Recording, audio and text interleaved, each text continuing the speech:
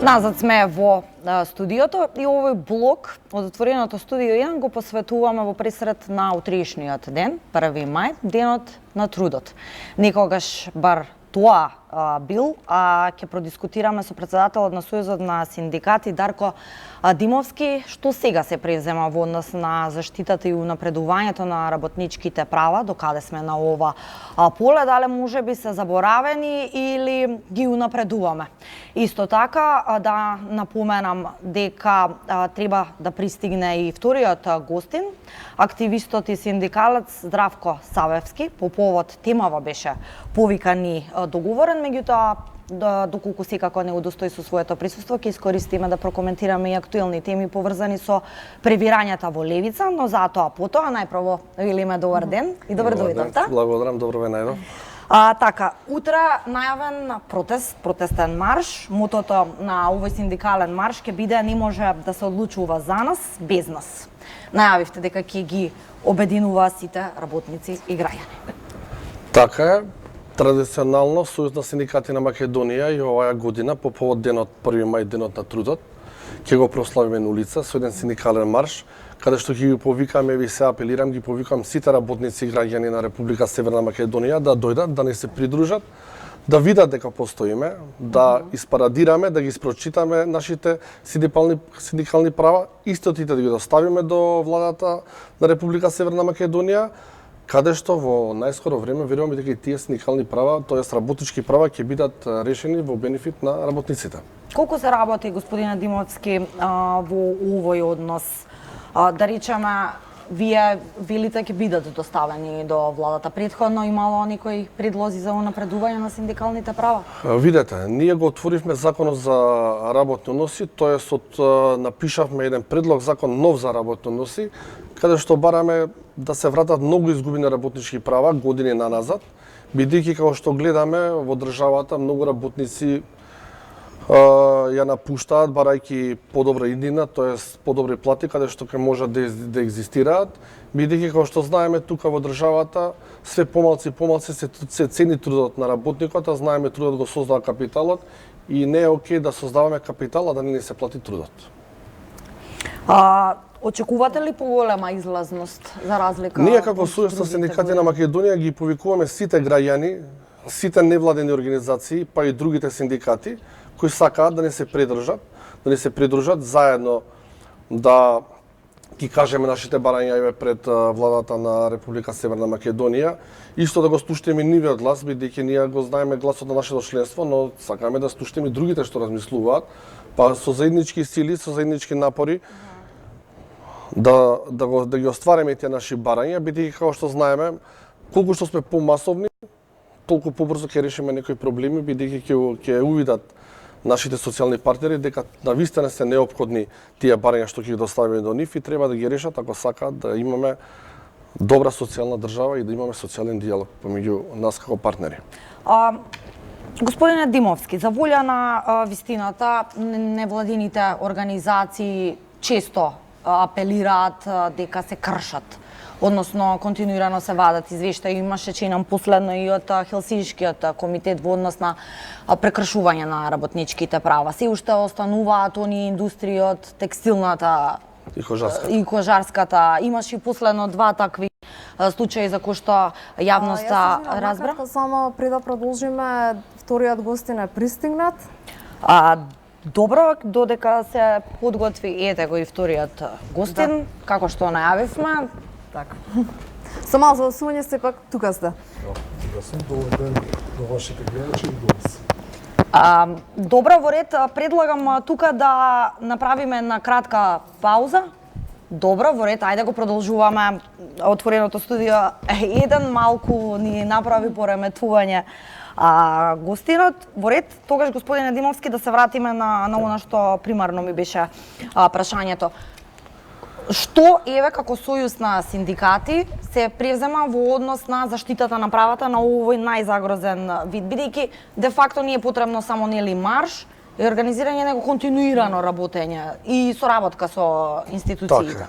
Првиот чекор што го преземавме, збориме за чевларската и кожната индустрија, беше нивелирање на таа минимална плата, каде што за нив возеше една минимална плата која износот беше драстично помал од тие другите што зема минимална плата, што не беа во таа чевларска и кожна индустрија.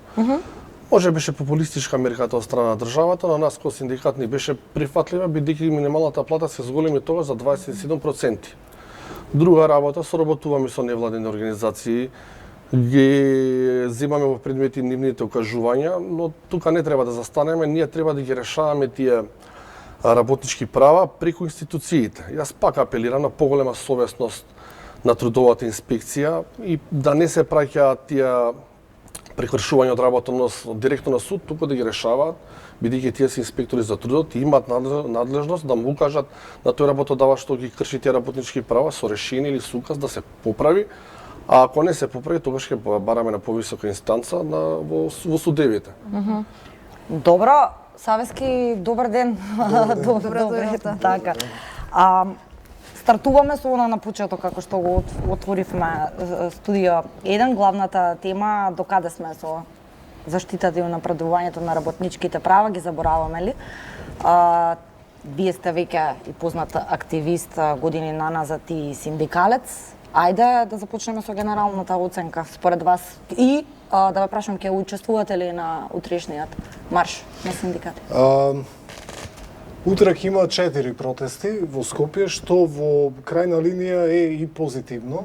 Значи, ќе организираат марш, не знам протест дали ќе организираат ССМ, но исто така организираме ние пред Министерство за здравство, поради најновиот обид за приватизација на здравството, што може на колена да го фрли јавното здравство и да направи ситуација каде што ќе се лечи оној што има пари. А тој што нема пари или ќе зема кредит, или ќе собира донации, или ќе почини, како што почина младиот Тоше Илиевски пред 10 дена. Но исто така случајот со Тамара, да не го забораваме. Точно. И имаме ситуација на Тамара, на Тоше, на многу млади животи кои загинаа поради тоа што ни е катастрофално здравството и власта неќе да вложува дополнителни средства во јавното здравство, туку сака да си наоѓа изговори како јавните пари да завршат во приватните џебови на приватните газди на приватните болници. Тоа е недозволиво и затоа ние ќе протестираме утре. Исто така ќе протестираат од КСОМ со почеток од Македонската радиотелевизија, исто така ќе протестираат синдикатите од синдикалната полога. Сега. Ги споменавте проблемите во здравството, меѓутоа еве има ли социјална правда според вас од ова што го споменавте? Уставот на оваа држава пишува во нејзиниот член 1 дека оваа земја е социјална држава. Оваа држава не е социјална држава и тоа сите граѓани на Македонија и работниците и сиромашните го чувствуваат на свој грб. Ова е држава на социјална неправда, на секојдневна неправда, но граѓаните и работниците ги има фатено една тешка апатија од која нема така лесно да се извлечеме, но можеби бидејќи има една криза на доверба во институциите, криза на представување. Значи, секој што тврди дека некој застапува, било кој да биде, значи синдикат, политичка партија, едноставно граѓаните почнаа да не му веруваат. Не им веруваат бидејќи многу луѓе се борат само за фотели, но не им веруваат и на оние малку луѓе кои навистина сакаат да придонесат за подобро. Но на сите не им веруваат. Оно што претходно сакав да прашам, апропо 4 марша споменавме, ме интересира еве на вас двајцата. Гледиште, потребни ли ни се, Савески го оцени како позитивно, што ете можеби ќе има 4 маршеви, да, но дали евентуално не може сето тоа да се спои во еден, бидејќи де факто и Димовски можеби повеќе за вас, би сакала коментариот Савески во однос на сведоци сме на раздори многу помеѓу синдикатите. Меѓусебни обвинувања. Може ли некако да се најде заеднички јазик во целата ова приказна и примарно да биде фокусот ставен на заштита, односно напредување на Бидејќи тук работничките имаше и права? реакција од страна на председателот Ристевски на Конфедерацијата на синдикални организации дека не партиципирате заедно. Видете, ние сме различни институции каде што се бориме за подобри работнички права. Јас како релативно помлад, тебе да кажам, од синдикалната фела, не гледам зашто не се здружиме. Но кога ќе седнеме ние и со Ристевски сме седнале на маса, и со Гоце Делчев сме седнале на маса, и со Благојче сме седнале на маса, секој на некого му смета. Овој бил тако, овој било таа гарнитура, овој било два гарнитура, и ние не се занимаваме со работничките права и со прекршувањето, се занимаваме со самите нас, кој што бил и чив полтрон бил или не знам што бил. Мене малце ми е тоа несватливо и сите кажуваат нешто, се обвинуваат едни со други. Ја не гледам така на работите. Јас отворено, дури со мелови се обратив до другите синдикати, да седнеме на еден состанок каде што ќе да направиме еден заеднички синдикален марш, протест, како и да го крстиме тоа, да идеме, никој не дојде на таа. Освен Слободан од председател Слободан од УНСМ. Не знам јас како да си одговорам сами на прашање, дали се егото работи, дали суетите, а што кажува колегата, трпат работниците.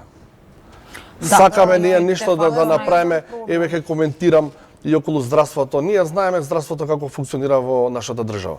Врз основа на солидарност. Ние сме здрави, плаќаме за болниот. И не може системот да се смени така како што сака некој. Разбирате, треба да слушаме цел систем. Значи, нашето здравство се базира врз солидарна основа. Јас плаќам за друг да се лечи. За утре јас ако бидам болен, некој друг да плаќа. И не може ние така да затвориме болници. Или брзата помош, па брзата помош, ако не помогне, кој да помогне? Треба да платиме за незе. Савески, ако може да се направи, може би една ретроспектива години наназад и сега каква ни е состојбата, може ли воопшто да се каже или никаква линија да се повлече дека да одиме на кон подобро или одиме кон полошо во однос на работничките права, де факто дека има многу, се погласни се реакциите дека работникот како работник живее се потешко. Плати стагнираат, има безброј ситуации. Линијата е дефинитивно надолу. Значи, во овие 30 години, она што се случува е работникот е обесправен и неговите права се кршат во практиката и неговиот труд е помалку платен од она што треба и од она што може.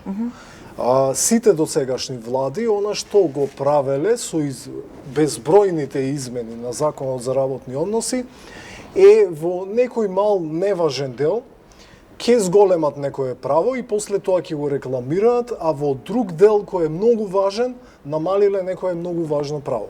И сега со најновите измени на Законот за работни односи, тоест новиот закон што ќе го донесуваат, а власта го крие од јавноста, има некои ситни неважни подобрувања и има, например, едно важно големо намалување што сакат да го протнат во дослуг со газдите, да ја укинат забраната за работа на жените во индустријата и градежништвото.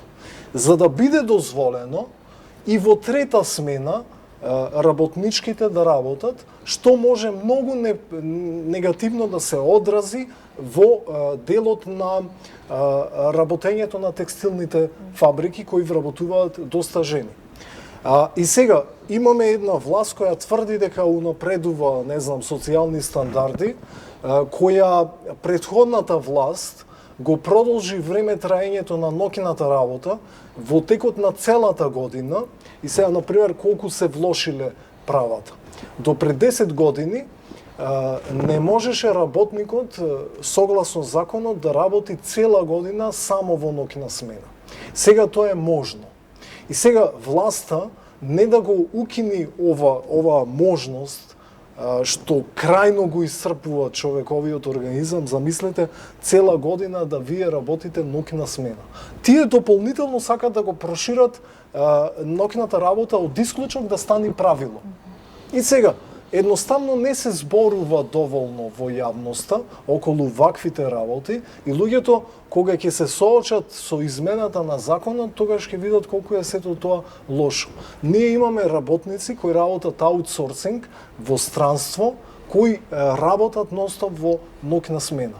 Таква ситуација претходно сме немале. А сега имаме таква расширена појава, бидејќи едноставно власта, не ова и претходната, едноставно не ги интересира работниците. Ги интересира само нивните гласови на избори и после со ефтина пропаганда кажуваат нешто ситно што поправиле, а крупната ситуација што се влошува не сакаат да ја прикажат. Ваш став, Димовски, во однос на ова? Видете, бидејќи јас директно учествувам во преговори за новиот закон за работни односи, не можам да се согласам во целост со колегата Здравко, ќе ви кажам зошто.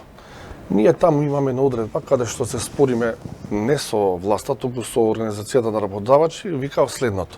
Доколку работникот сака да работи цело време, еве трета смена, и да оствара ноќен труд, треба да даде своја согласност. А газдата треба да му обезбеди топол оброк или 20% плюс од неговата плата и до неговото работно место превоз. Доколку работникот се согласи. Да ти кажам сега, Дарко, можеш. што е проблемот сега со тоа? Ајде. Таа согласност на работникот може газдата да ја обезбеди и на начин кој не е баш сосема регуларен, значи да го принуди или ќе потпишеш или нема да потпишеш, и тие согласности на работниците во било кои одредби од законот се проблематични по оваа основа. Исто жената која е на породилно отсуство, тоест мајка на мало дете, ако дала согласност може да остане на работа, ако не даде согласност не може. Сега газдата го ја принудува да потпише. Втората работа, луѓето се до толку осиромашени што ако работат ноќе, ќе добиваат, треба да добиваат по колективен 35% плюс договор, да, 35% дополнително. И сега толку им е влошена економската ситуација, што тие не сакаат, туку се принудени да прифатат едно такво решение. Како да го решиме тоа? Како ќе го решиме? Ајде. На тоа што?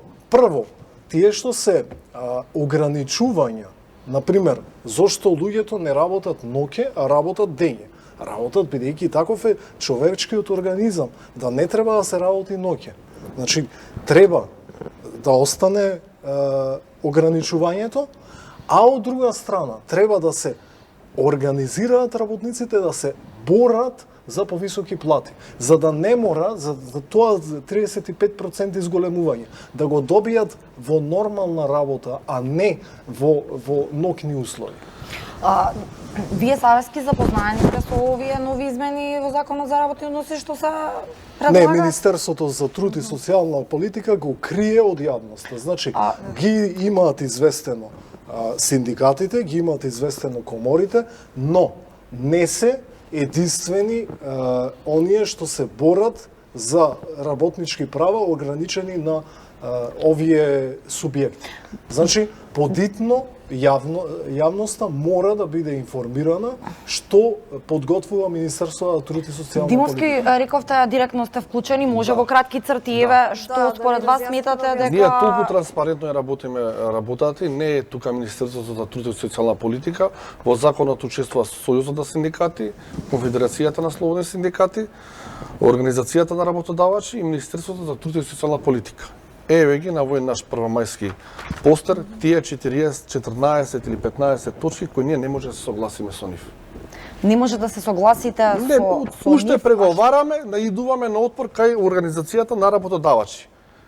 Значи, еве ги, мене повише би ме плашело контролниот период за прековременна работа и работа ноќе, каде што вика следното: работодавачот тебе може да те ангажира 3 месеци непрекинато да работиш измеѓу смената со 12 часа работен со одмор, и тоа, ај ќе го кажам синдикално. Значи, ти треба да работиш 3 месеци со 12 часа одмор помеѓу смените, а после тоа ти вика 3 месеци одмарај. Са тој искача се 3 месеци немој да јадеш, после ќе јадеме пити, прасења, све. Ама 3 месеци не јади. Значи, мене поише ме загрижува овој контролен период кај што се злоупотребува кај одредени газди. Значи тоа е страшното. Сега, се согласувам дека тоа е доста проблематично, али ова претходно го немаше во законот, а сега го има во предлог верзијата на Министерството за труд и Не, социјална ова го политика. има, ние викаме бришење на контролниот период, значи бришење, го имаше Се тоа. согласувам. Го немаше во сегашниот закон за работни односи, ова го нема, тоест не е вака дефинирано како што е сега во предлог Добре, ја верзија. устратена верзија, бидејќи ова е устратена верзија, овде има и друга реченица, управо е Така што- колегата, Така што упади се ама дај да го вршат- избришеме.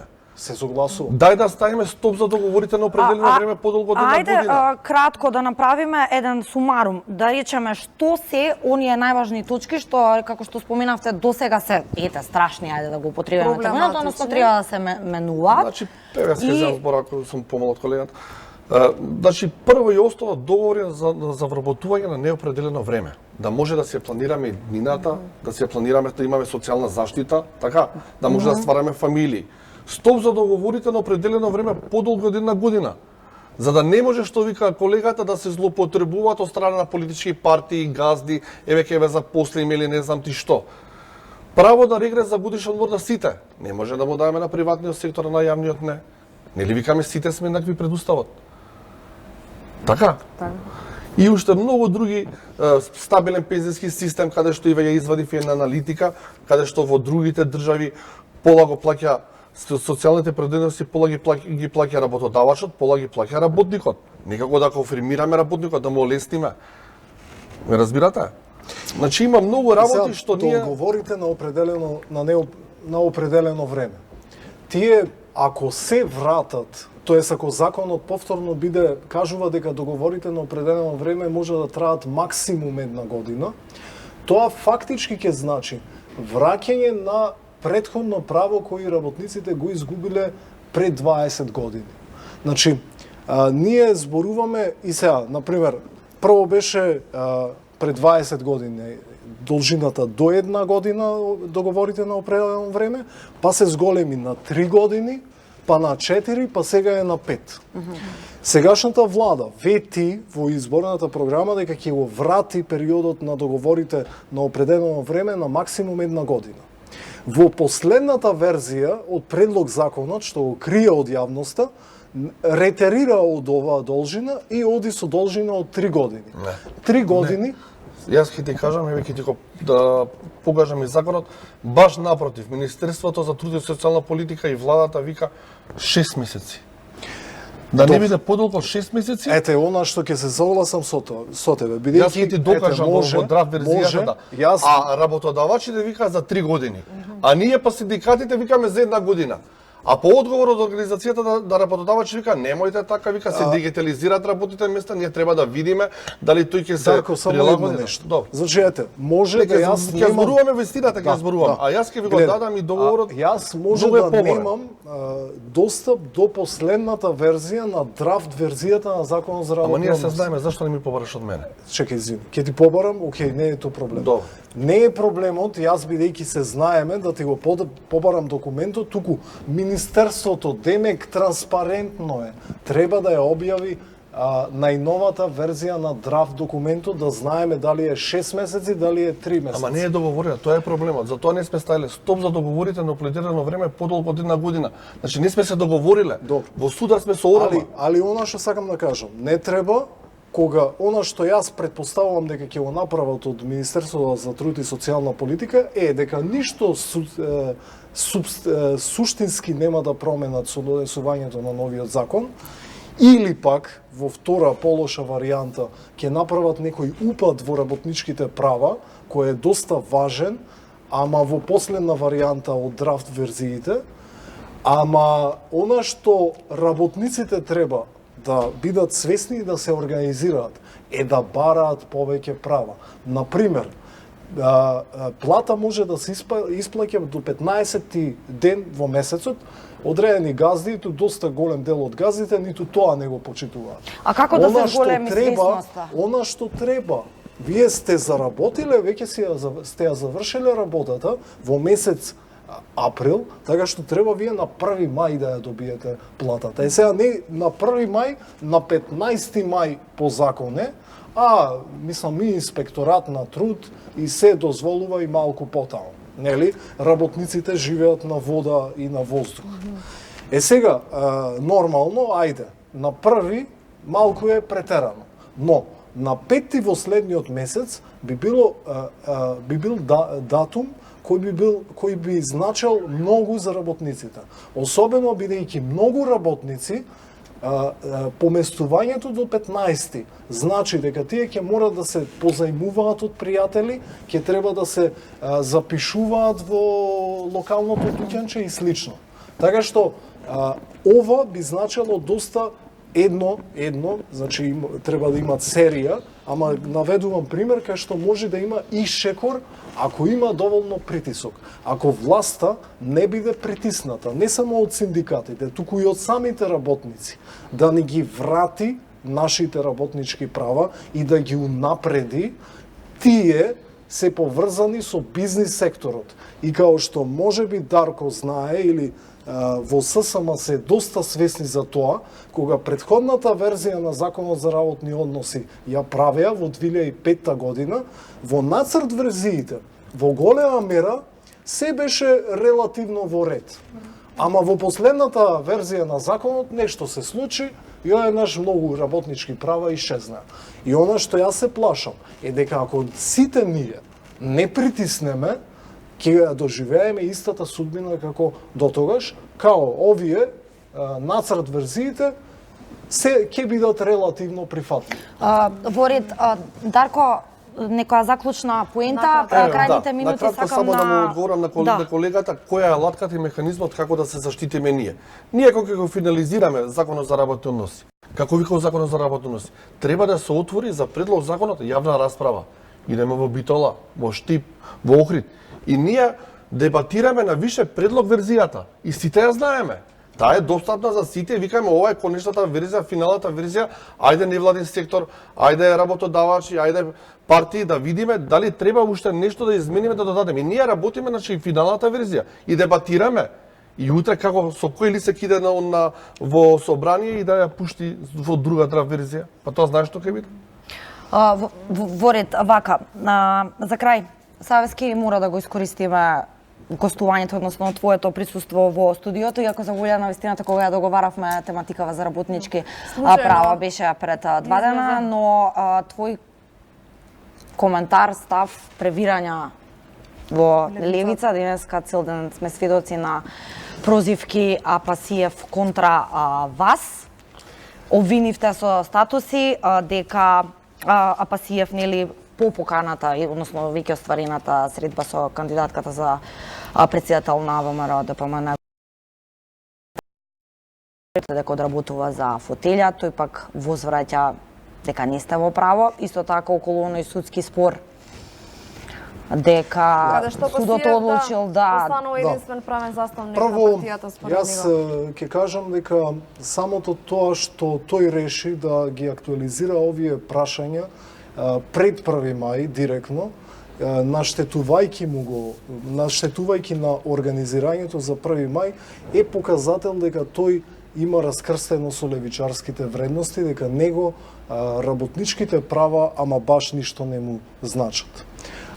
Дека тој реши отворено да поддржи еден од кандидатите, тоа сите граѓани можат да видат од неговите надписи, и дека сето она што се случуваше во левица беше иницирано од негова страна за да испадне дека левица ќе ја поддржи Цилјановска за кандидатура, исто така може да се види.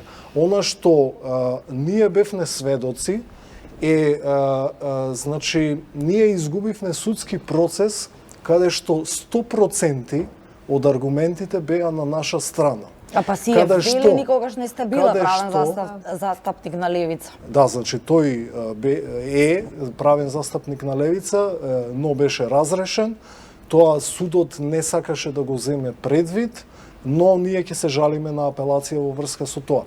Судот реши да ја донесе таа одлука врз основа, на пример, еден од аргументите на судот беше дава мејл, член на президиумот дава оставка преку мејл После тоа имате записник со печат и подпис на седница на Централниот комитет, каде што таа оставка е повлечена.